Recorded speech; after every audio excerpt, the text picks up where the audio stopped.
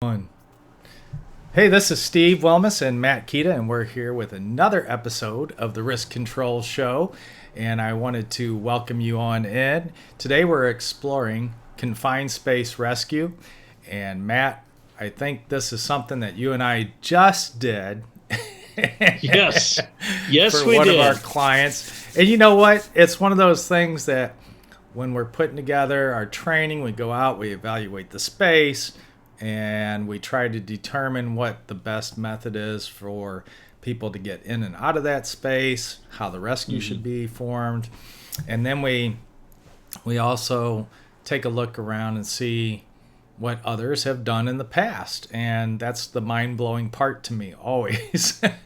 Right, right. Yeah, seeing what others have done, it really is incredible.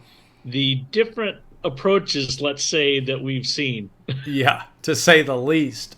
I was just going to throw this one over here real quick. It's the confined space rescue video that we watched on YouTube, actually, that shows kind of the missteps and kind of what we're talking about here today, which is the issues around the proper order of the rescue and the biggest failure that a lot of agencies or even rescue teams make, especially trainers when they're training up people on how to do the rescue.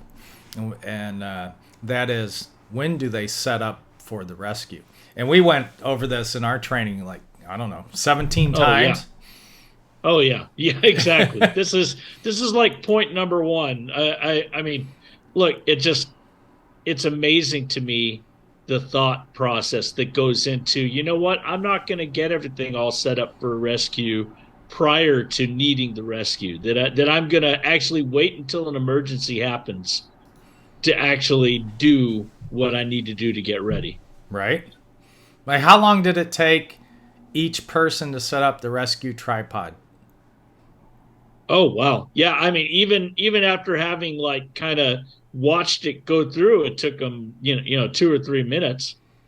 Yeah, and that's with the winch install and everything else, right?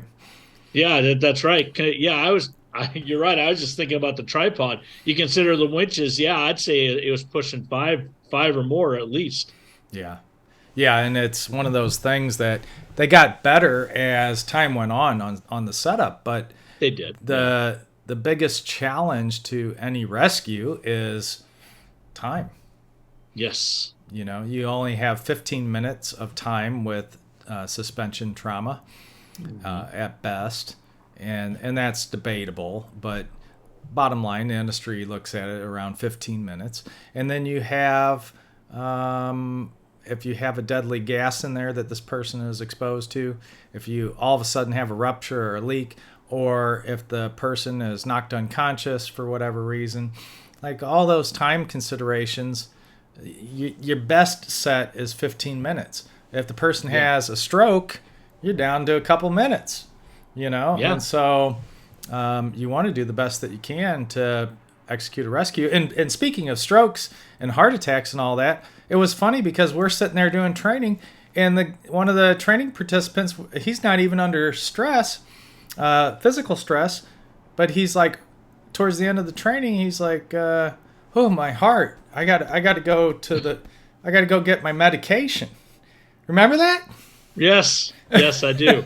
So if you got a heart attack or whatever, time is of the essence. So 15 minutes is not. That's really an extended period of time. But if you're eating that up with setting up the rescue equipment, well, then we got big problems. So the number one key is always, when do you do the rescue setup? It is before anyone ever enters the space. And then we got into this whole thing about testing for gases and stuff like that. When do you set up the rescue? And they're like, okay, after we do testing. No, before you do testing. Right? Am I wrong? Yeah, you are not wrong, because what are the keys to testing? You have to test at different levels because gases are different weights. They'll float on top of each other. So they'll be above air, they'll be below air. You have to test at different levels. But Steve, how do you test something without going inside and doing it, Well, you or test it even from risking it? outside, but what if you Yeah. slip and fall? What if Yep. you, you know, what if there's earth movement and then all of a sudden you lost your balance and now you're into this pit? Obviously, you should be tied off, but what if you are tied off and you still make a 4 foot drop into this pit and now you're hanging in a harness? You know, Yep. it's like you got to think that you want to do the rescue as quickly as possible and not after someone has fallen into the space. So anytime you're entering or anytime you're getting ready to, you should have that equipment set up and ready to go. And like we were telling them, you know, you don't have to put when you're just doing the gas monitoring and you're outside a manhole, you don't necessarily have to put the tripod over the manhole and all that kind of stuff, but right next to it so that it's ready to Mm-hmm. go. So that all you now have to do is slide it into play and Yep. start to affect your rescue.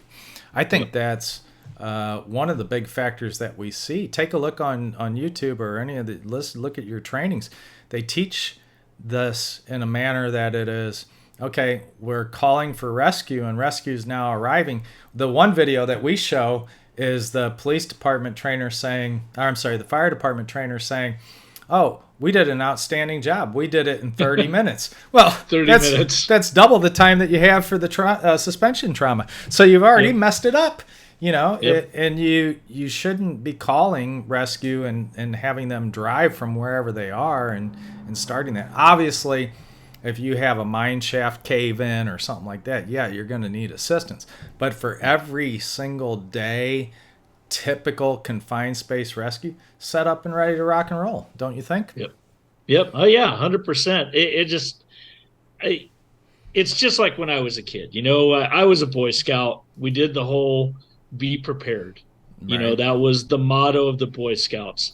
And it seems to me that being ready with your rescue equipment, being ready to go to just jump in there and take care of that is be prepared, within its most primal vital sense. Right. It's like look, rescue, the time around rescue is so critical that to spend any time doing things during an emergency that could be done before is almost criminally negligent. Right.